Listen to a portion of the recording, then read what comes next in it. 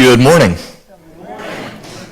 And welcome to the Unitarian Coastal Fellowship, a place where many paths meet, where we honor the rich tapestry of spiritual traditions, and where we all are welcome to responsibly explore our own connection to the sacred.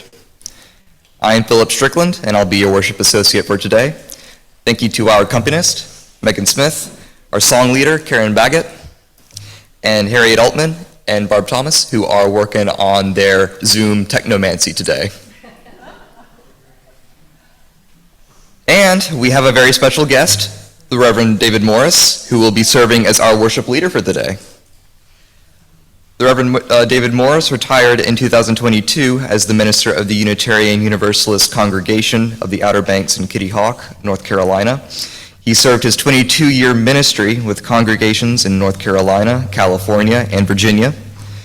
A founding member of the Southeast District's original anti-racism transformation team and the UUA's Council for Cross-Cultural Engagement, he also served for 2 years on a subcommittee for candidacy of the UUA's Ministerial Fellowship Committee and on the Pacific Central District Board of Trustees. He is currently a member of the board for a federally qualified community health care clinic with facilities in Manio, Englehart, and Ocracoke, and serves as a volunteer on-call chaplain with Outer Banks Health, the hospital and chief medical care provider in Dare County. David lives in Manio with Reverend Dr. Gay Morris, their great-grandson Oliver, whom they're raising, and 3 energetic hound dogs. Let's give them a warm welcome.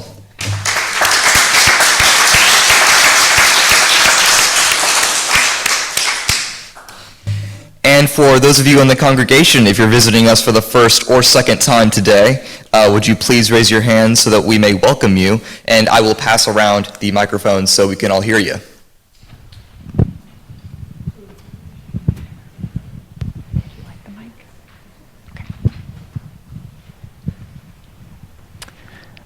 So my name is Holly. This is my daughter Hayden and my husband Dylan, and we've heard a lot of good things about this, so we're just kind of checking it out and excited to see and maybe find a community here. Awesome, welcome.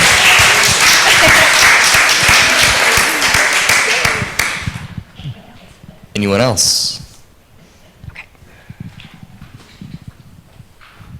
Okay, so we have Dan Phillips and Sarah Sutherland and Brenda, Kay and Daryl Lynch, and Gary on Zoom. Let's wave to them.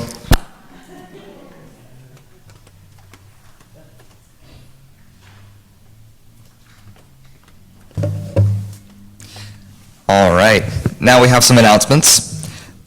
Today, immediately after the service, the UCF Social Justice team will be holding a meeting in room number 7 on the in the Sally D. White Center. Anyone interested in social justice issues like environmental justice, anti-racism, LGBTQ+ issues, or saving democracy is welcome to attend and help us brainstorm ways to expand our outreach.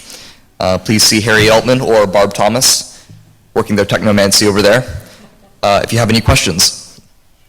And now, Mark. Some announcements. Thank you. I'm Mark Hooper. I'm the president of your board of trustees, and I have 3 announcements. Hey, Mark. Hey, how you doing? One is we haven't been locking our church on Sundays when we leave sometimes, and we have left lights on and things like that. So there is a list on the bulletin board of the things to do when we leave this church. Please take a look at it. I will be there after coffee. We can go through some things, but we got to lock up. End of discussion. Number 2 is we're having an annual meeting on June 8th. And this is a chance for the whole congregation. We have some business to attend to. We're going to elect new officers. We're going to pass a budget. And this is your official agenda call. If you have an item that you want this church to address, see me or any board member, and if it's worthy, we'll put that on the agenda. But this is the official call, and please make every effort to vote. We'll be voting electronically and in person if need be. And now we have an auction coming up this coming Friday. Is that right? A week from Friday, thank goodness, because we need more stuff to auction off. okay? I'm the auctioneer. Find me something that you don't think I can sell, and I will sell it. I challenge you to find me something, but everybody, make sure you come to the auction. It's going to be fun, I guarantee it. It always has been. We've been doing it about 25 years, but I need things to auction off. There's forms in the back, there's a QR code thing, there's written forms. There's a million ways to get that, but we have to develop a catalog. So please do that, and I thank you very much.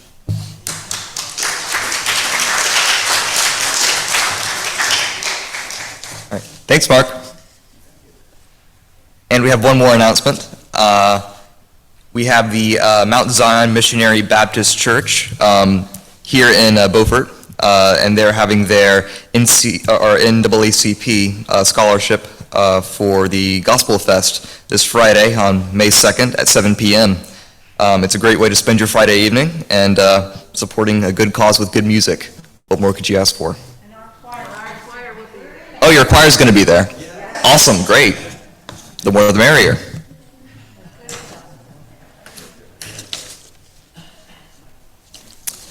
Okay, now we center ourselves here in sacred space and let music guide the way.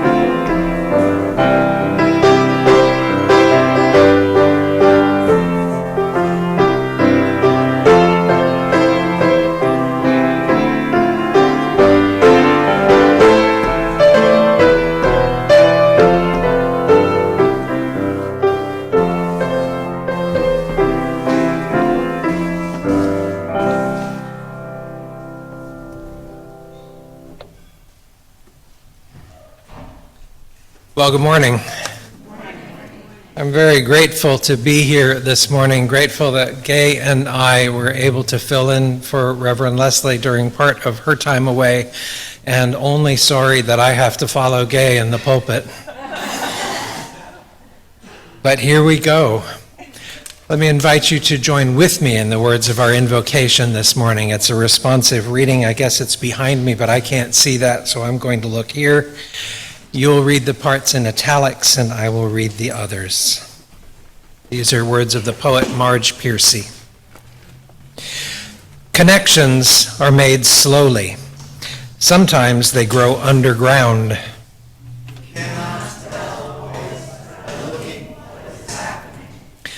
More than half a tree is spread out in the soil under your feet.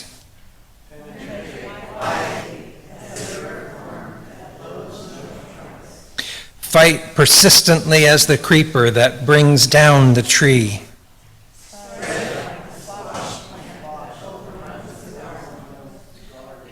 Gnaw in the dark and use the sun to make sugar.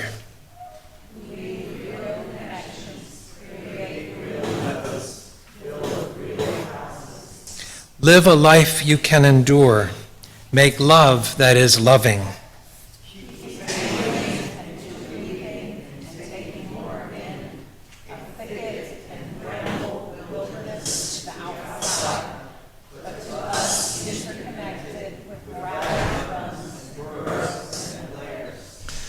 Live as if you like yourself, and it may happen.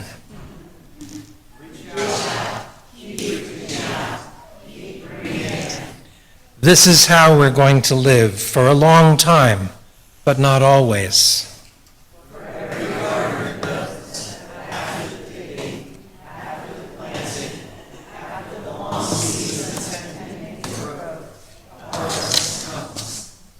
And now let us speak these words together. Come, let us worship together.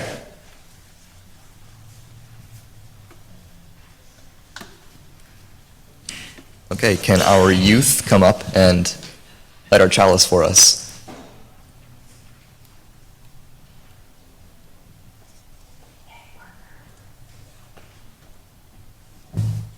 Our chalice lighting words are from Reverend Joe Cherry.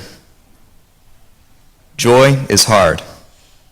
Joy requires us to feel safe enough, to be safe enough, to open to vulnerability. To feel joy, you must be brave. Joy walks into a room after the space has been cleared.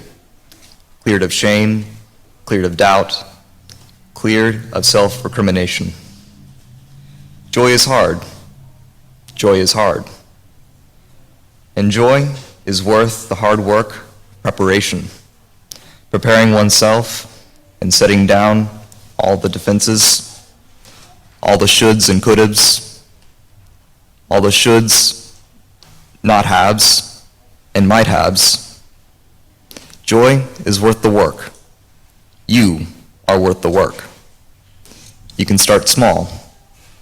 The simple pleasure of your favorite tea, the grand freedom of a full belly laugh.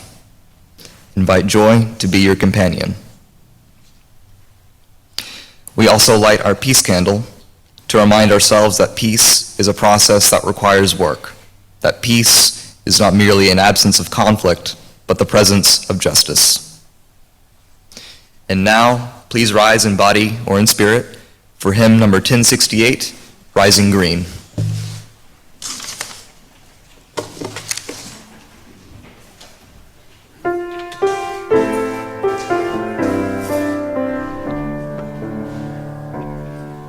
My blood doth rise in the roots of yon oak, herself doth run in my veins, wildless my soul like the open sky, where the stars forever have lain.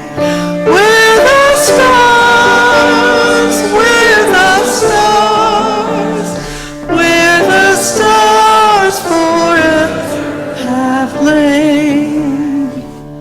My hands hold the weavings of time without end, my side as deep as the sea. Beating my heart sounds the measures of old, that of love's eternity. That of love, that of love, that of love's eternity.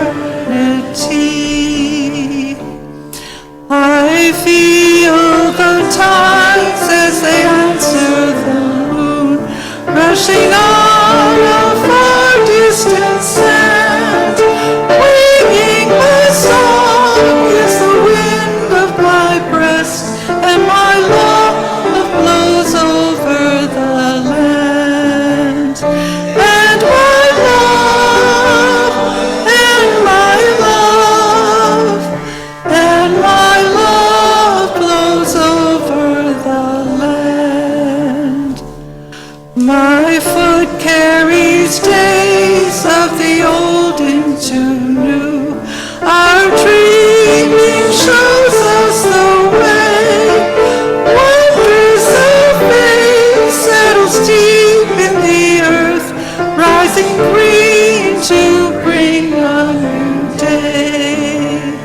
Rising green, rising green, rising green to bring a new day.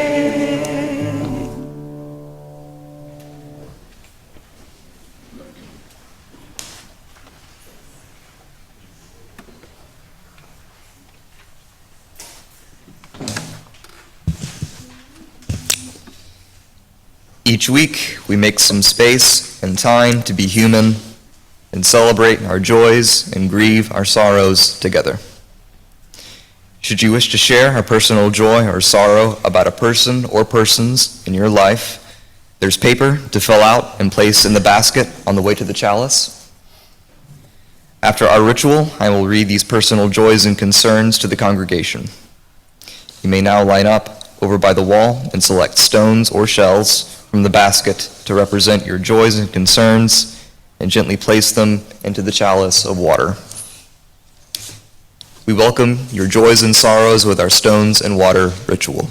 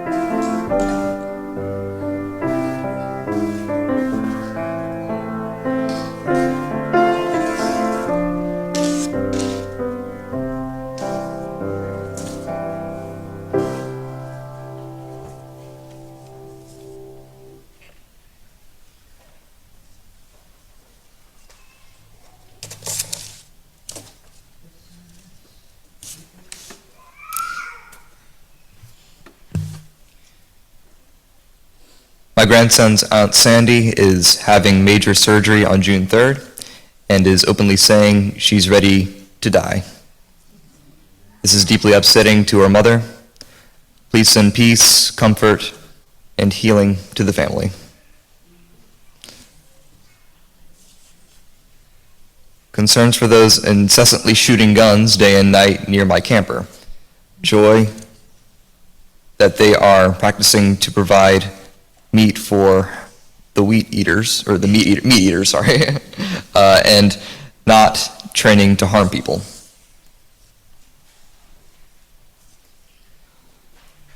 Happy Eubank is in hospice care in, Carteret Landing.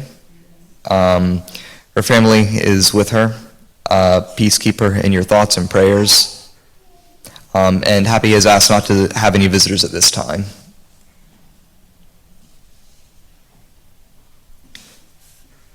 I need extra love and care.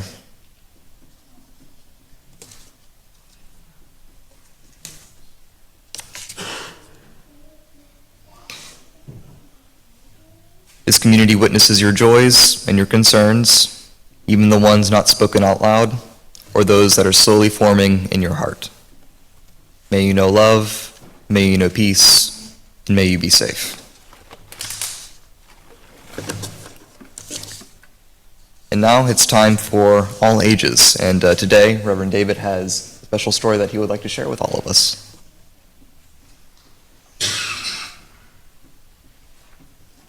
Well, this is a very old story, not because I'm very old, but because it was told long before I was born, or any of you. In fact, the first time this story was written down over 2,000 years ago in Sanskrit, it was already ancient. It comes from one of the oldest collections of stories in the world, from India. And it starts with a flock of birds flying along, hungry, wondering where they could find anything to eat, when one of them spotted some grain in the field below and said, "Here, go here." The leader of the flock said, "Be careful, it might be a trap." But the others were hungry, and in the way of flocks of birds, they're very democratic, Once 3 or 4 of them had made the decision, the rest of the flock went together. And they landed in this beautiful field full of grain, where there was a hunter hiding in the bushes. The hunter waited until they were settled and comfortable, eating away at the grain, and then he pulled out a huge cast net and threw it over the whole flock of birds, and they were trapped. Some of them jumped up and tried to fly away, but they couldn't get out. One over here, one over there, another one in the front, one going left, one going right. They didn't know what to do, and the leader said, "Stop! Everybody stop. Now start together. Fly up at once, straight up." And they all did, and they lifted off and lifted the net with them. He said, "Fly to the right," and the net went off, and the hunter ran out in the field and said, "Oh no, my net and the birds." But they were gone with the net, and they flew far enough to get to a nearby pond where they landed together, and another community, the mice, who were their friends, came out and gnawed through the net for them, and they flew away happy. We're better together.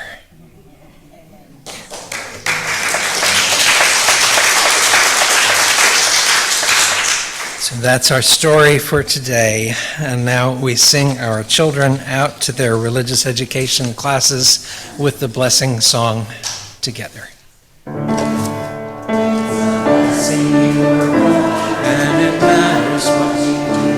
What we know about God is a piece of the truth. Let the beauty of love be what you do, and you don't have to do it alone. It's a blessing that is mine. That is what you do.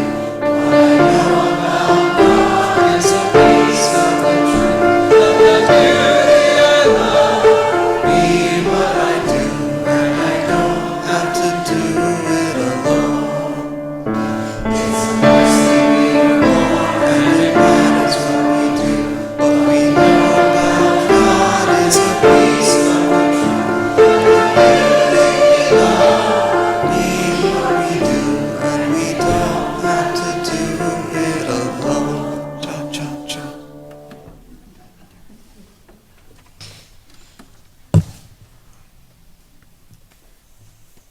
we invite you into a moment of silence and meditation.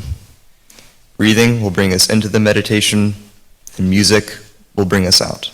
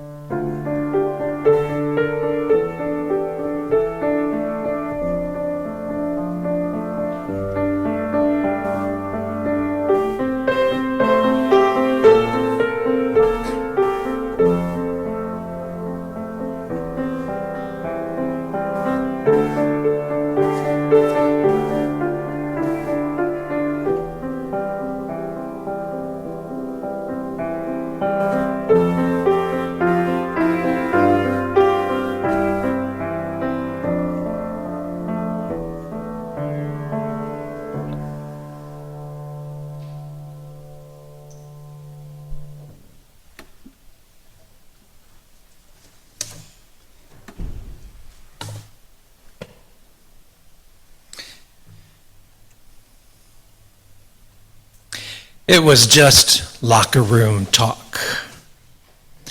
Most of us here probably remember hearing that expression way back in the fall of 2015, offered by a candidate for President of the United States as an excuse or an explanation, I suppose, for vile comments about women he had made in a recorded exchange with a tittering male TV personality. Just locker room talk. I remember something else about those times, too. I remember the number of men who hastened to say that kind of talk wasn't part of their locker rooms. No, men said, we don't all talk like that. I don't talk like that, they said. I've never talked like that. I don't even know anybody who talks like that. I wonder how many of us actually believed that.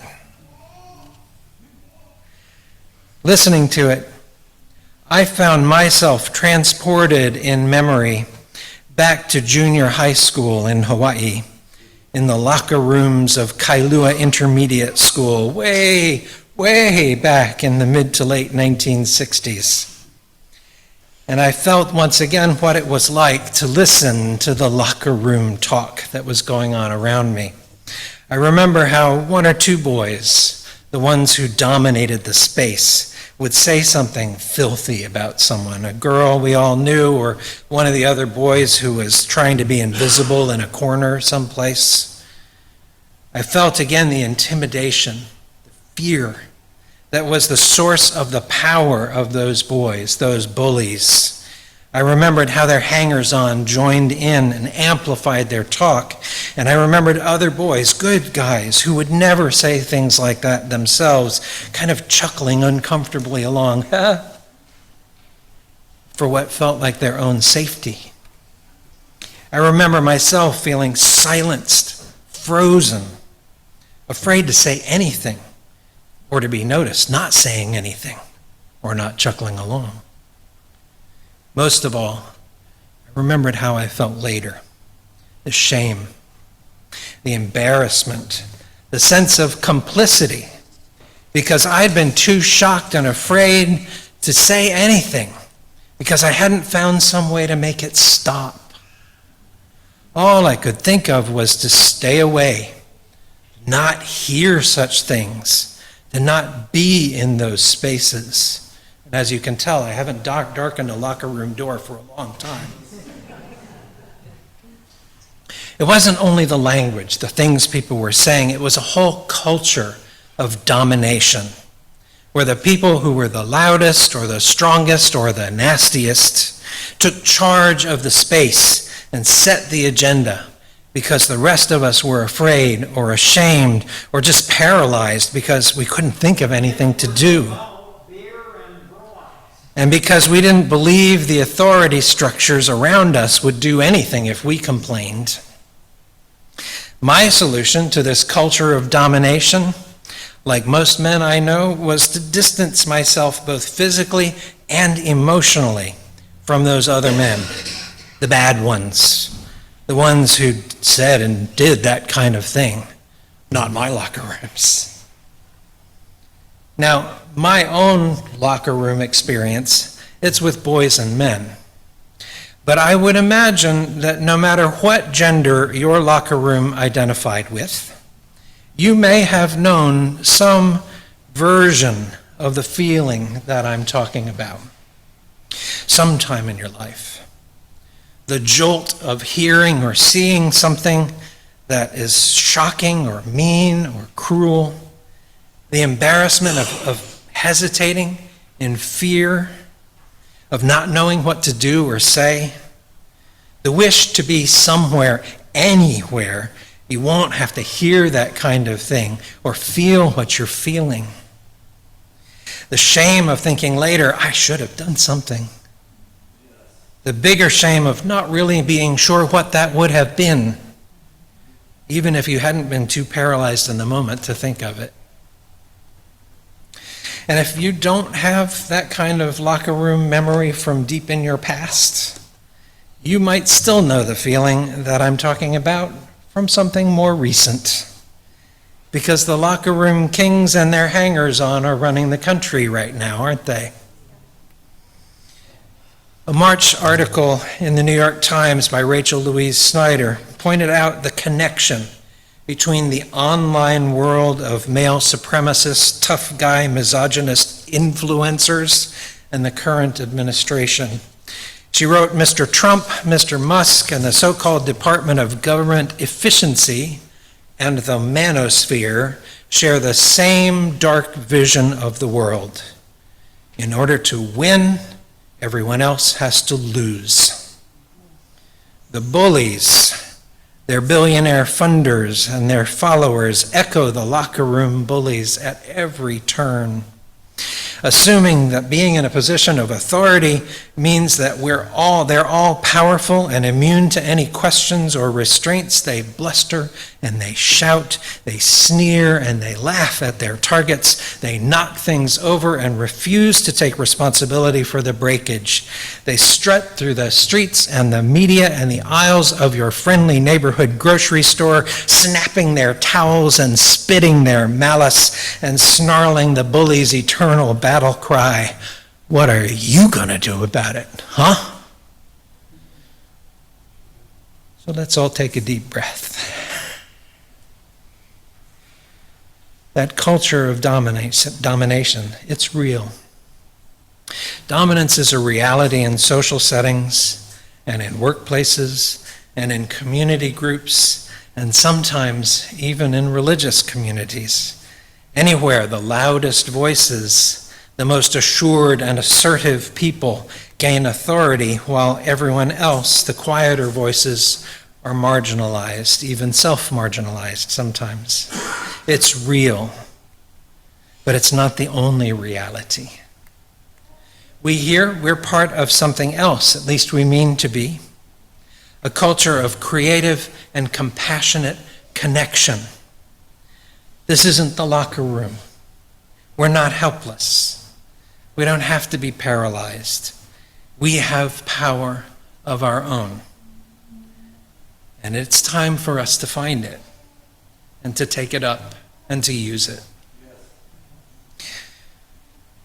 The power that is leading people who should know better, who do know better, to kick down the boundaries of civilized human society, pull down every structure and system of service and accountability, snatch people off the streets and defy anyone to stop them. That power, it's not new, and it's not confined to politics. It's as old as human history, and older still, because it's tied up in our evolutionary past. It is rooted in our bodies and in our brains as deeply as any theological original sin ever could be. And it's not going away. That's the bad news. The good news is that the response we need, it comes from the same place, rooted right within us, woven into our physical and emotional and intellectual and spiritual beings. Michael Dowd was a Christian fundamentalist preacher who became convinced that understanding evolution and the long history of the cosmos offered a fundamentally new way to approach religion, something that he had been longing for, a way to harmonize religion with the contemporary scientific view of the world. As it happens, he was a frequent speaker in UU congregations all around the country. He lived in a mobile home with his wife, Connie Barlow, who had the same project as her purpose in life, until he died a few years ago. In a 2009 book that he called Thank God for Evolution, that is, he interprets the 14 billion year saga of the universe as a continuously unfolding sacred story. A sacred story about the growth and the unfolding of matter and energy coming closer and closer, intertwining and interconnecting, becoming more and more complex, with life and consciousness emerging here on our planet, late in the story, as one part of the larger whole that just continues to emerge and unfold and grow. Dowd would locate our current crisis in the evolutionary story of our brain. He would say it holds our direct heritage from our ancient ancestors pre-human all the way to the present, and it's no surprise that some of us seek domination while others seek to build communities of compassion, because both impulses are natural outgrowths of the structure built right into us. That flight, fight, or freeze mechanism, our response to a crisis, that's driven by the cerebellum in the brainstem that took shape in our dinosaur ancestors and pre-dinosaur ancestors, the reptilian past. Our desire for status and our desire to make connections, that comes from the deep emotions that are fed into us by our limbic system and our earliest mammal ancestors, which is when that part of the brain began to emerge. Our capacity to organize our minds and to organize our lives around a purpose or a spiritual aspiration, that's the newest part, the most recent part, the frontal lobes, the frontal cortex. It's the part that shapes our capacity to engage with the world around us. This whole complex interwoven system has emerged over millions of years. But that ancient capacity to be overwhelmed by the world, to react out of fear and a false sense of isolation, it's still there. And that's why it keeps coming back over and over. And it needs attention and intention and accountability to keep it in check. Right now, our lizard brain, as Michael Dowd likes to call it, is driving the leaders of our country and their followers. They're caught up in fear of being isolated in an unsafe and uncontrollable environment that is hostile to them. They have become addicted to power and status and money because it gives them an illusory sense of safety and control, driven by the deeply embedded fear that if they're not on top, then they have to be at the bottom, They are no more able to care about the consequences of their actions than anyone living with addiction of any kind can ever overcome.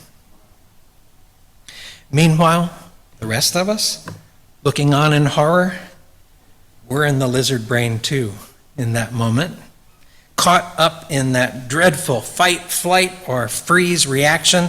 Takes us right back to that old locker room. We want to punch him in the face. We know that's not right. We want to run away and hide. We know that's not right either. We want to find a better country somewhere. We know that won't work, and we don't really want to because this is ours, and we're ashamed of it now, and we're stuck. Throughout human history, that urge to dominate and control and the capacity to create interwoven communities of nurture and care and compassion that overcome that desire to control, they have emerged side by side.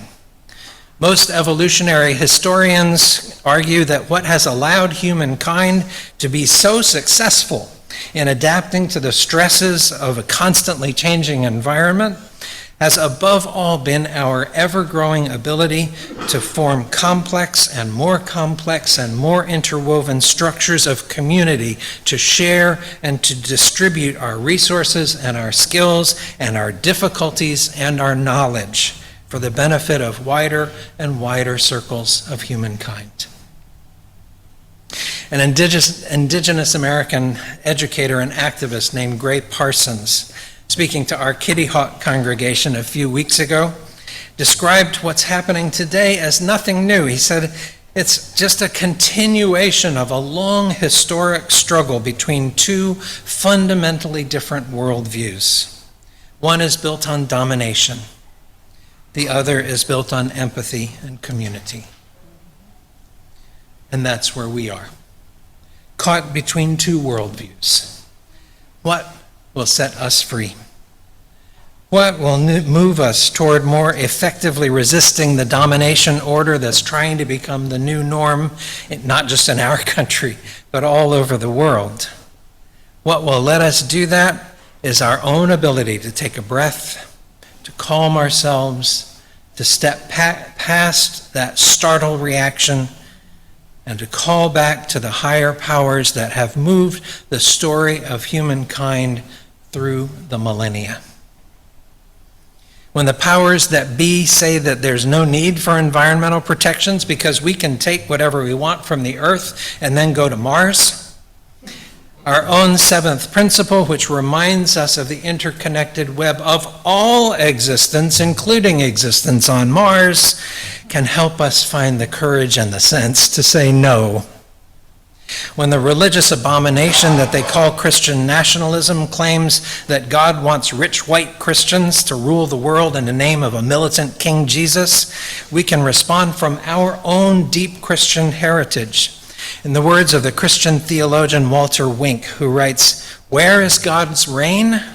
God's reign is wherever domination is overcome, people are freed, and the soul is fed. What is God's reign?" He says it's the transformation of the domination system into a nonviolent, humane, ecologically sustainable, livable environment fashioned to enable people to grow and grow well.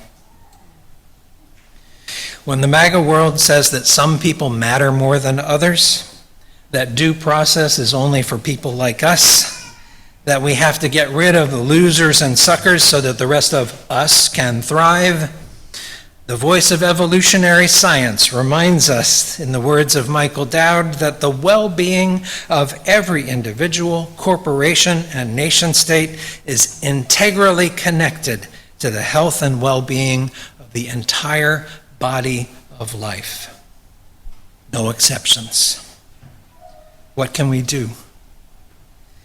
In the same way that our ancestors answered the call of their crises in evolutionary history over and over, we can connect with each other. We can make networks. We can form communities of care and honesty and respect and compassion. The social justice people meeting after the service today did not pay me to say this. What can we do? We can remember, in Michael Dowd's words, that integrity is not a solo sport. It's a community undertaking. We can connect, as Marge Piercy says in our opening words. We can penetrate quietly as the earthworm, fight persistently as the creeper that brings down the tree, weave real connections, create real nodes, reach out, keep reaching out, keep bringing in. We can rise against the hunter's net like the birds in our time for all ages, but only if, like them, we all rise together. Now, I haven't forgotten that the theme for this month is joy. This is our way toward joy. It's not the joy of knowing we're going to win. That's a domination order idea. Winning is a domination order idea. It's the joy of living every day, hand in hand, arm in arm, with our communities of love, with others who love democracy, and with our nation's most vulnerable people. Living this way, we will know the joy of feeling ourselves in harmony with the emergent creative power that has guided the universe for 14 billion years toward ever-expanding networks of interdependence. We'll have the joy of living every day in line with the highest purposes that we could possibly imagine. Defending truth, protecting democracy, rising to the call of love when love so urgently needs us to answer the call. May we be the ones to make it so. Amen.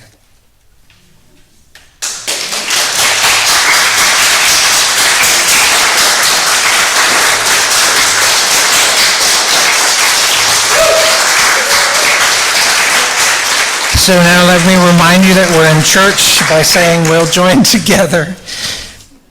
Right where you are, it says here, we'll join our voices in hymn number 175. We celebrate the web of life. Joy.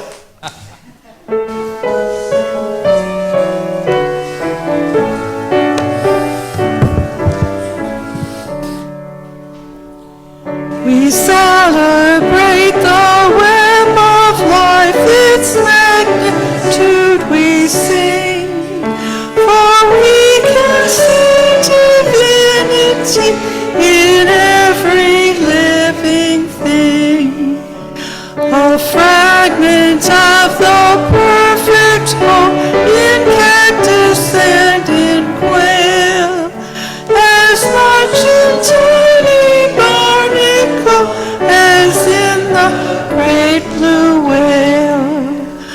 Of ancient dreams we are the sum, our bones link stone to star, and bind our future worlds to come with worlds that were and are. Respect the water, land, and air, which gave all creatures birth. Protect the lives of all that share the glory of the earth.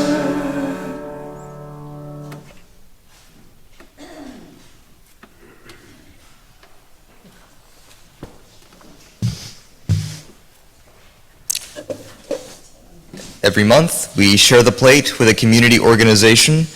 This month's Share the Plate is for UU Justice NC. UU Justice NC organizes Unitarian Universalists across North Carolina to co-create a transformative movement for justice through spiritual grounding, collaboration, and imagination. The organization, led by Reverend Lisa Garcia Sampson, cultivates a network of support to harness our power as over 5,000 UUs across the state and works with dozens of state and national partners working for racial, economic, environmental, immigrant, and electoral justice. In today's environment, the leadership of UU Justice NC is more important than ever. UCF benefits directly from the support, guidance, and collaborative partnership provided by UU Justice NC, and we are a proud partner congregation.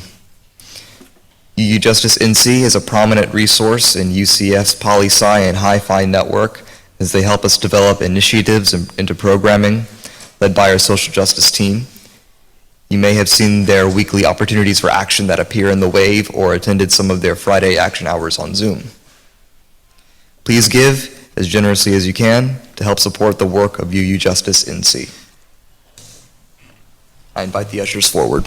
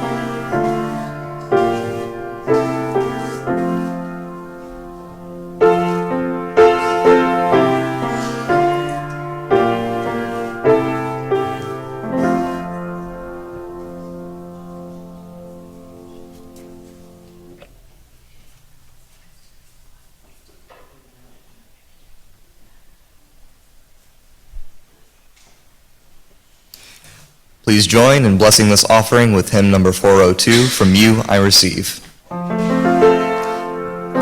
you I receive, to you I give, together we share, and from this we live. You I receive, you I give, together we share, and from this we live. And now, please join me in reading our chalice extinguishing words. We need a chalice extinguisher for that.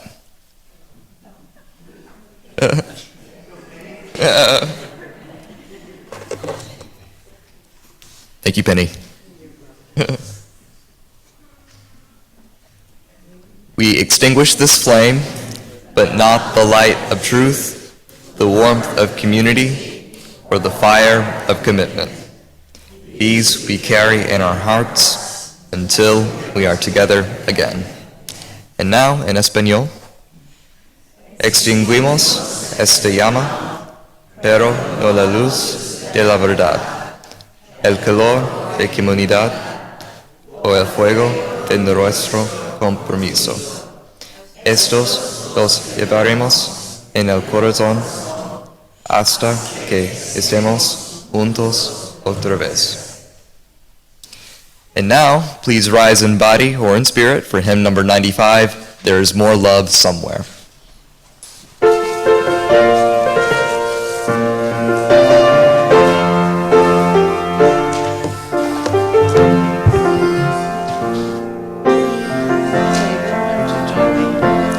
There is more love somewhere. There is more love somewhere. I'm gonna keep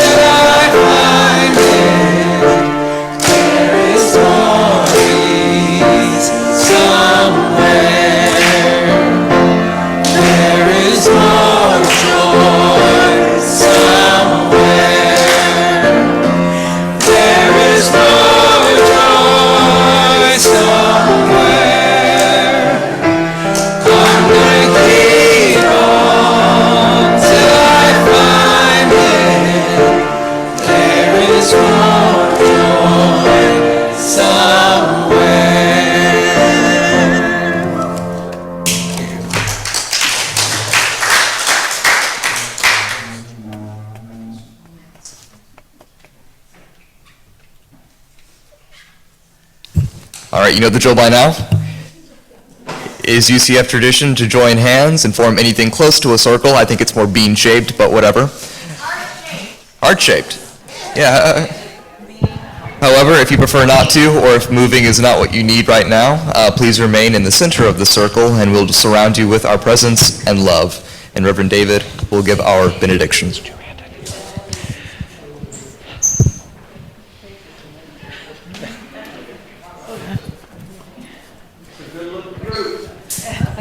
It takes a minute to be a village. These closing words are from the writer Barbara Kingsolver. Truth and love have been smacked down so many more times in history before today. Truth because it's often inconvenient.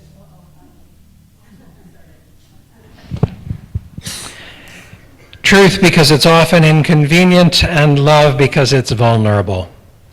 But truth is like gravity. Let me do this one more time. Truth is like gravity and carbon and the sun behind eclipse. It's still there. And love stays alive if you tend it like a flame. If you feel crushed by unkindness today, it's a time for grieving, reaching out to loved ones, noticing one bright color somewhere in the sky.